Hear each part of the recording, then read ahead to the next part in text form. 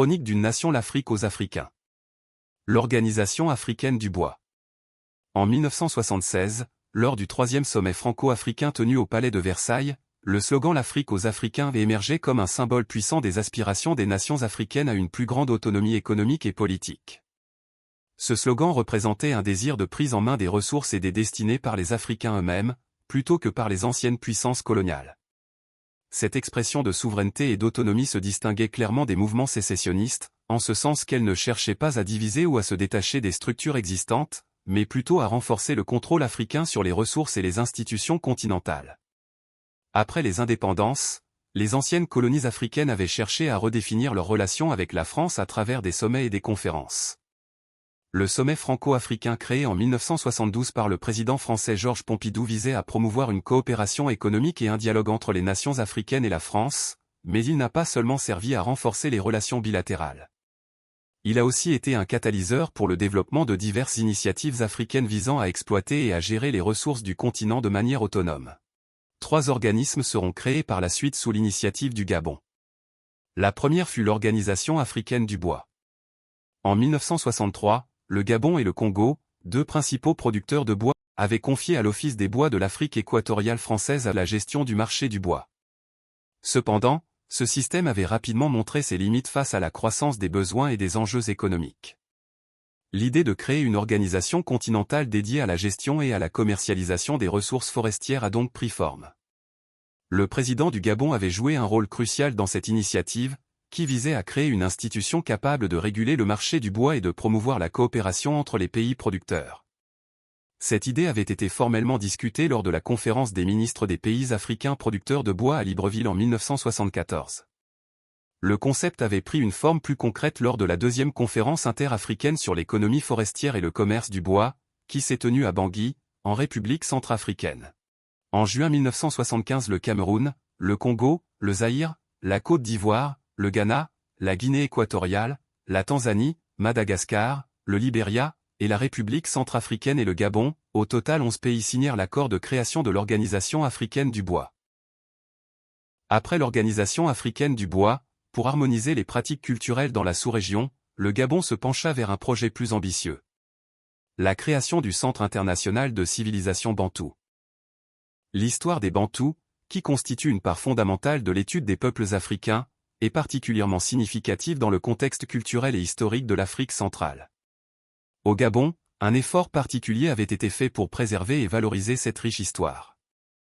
Après l'Organisation africaine du bois, pour harmoniser les pratiques culturelles dans la sous-région, le Gabon se pencha vers un projet plus ambitieux. La création du Centre international de civilisation bantoue.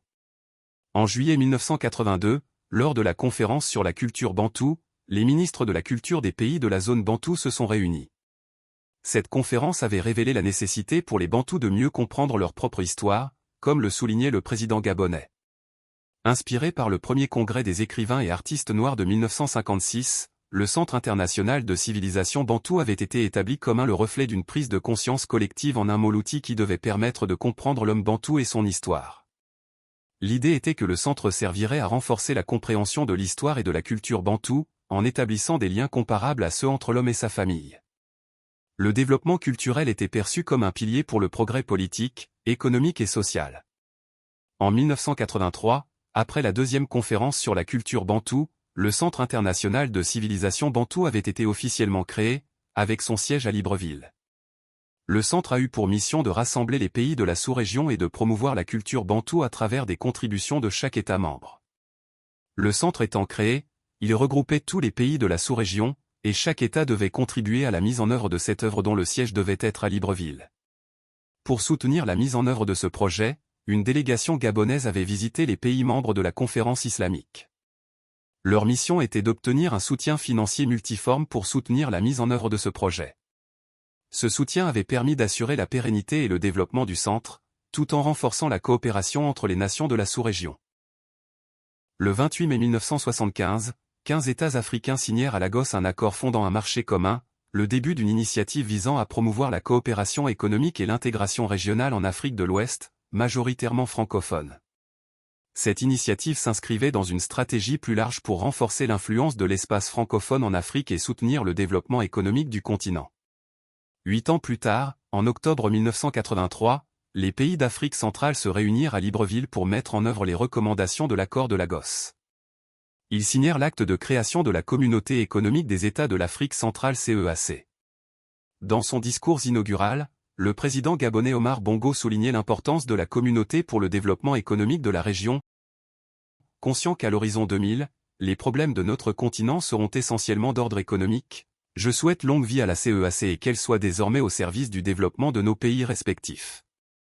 Les initiatives comme la CEAC ont jeté les bases d'une coopération économique régionale en Afrique centrale. Depuis sa création, plusieurs initiatives ont vu le jour pour répondre aux défis économiques des pays de l'Afrique centrale. L'Organisation africaine du bois, un projet visant à promouvoir la gestion durable des ressources forestières en Afrique, bien qu'il ait rencontré des défis dans sa mise en œuvre et sa coordination. Le Centre international de civilisation bantoue, créé pour promouvoir la culture et les valeurs bantoues, ce centre a eu un impact limité sur le développement économique, mais a joué un rôle dans la préservation du patrimoine culturel.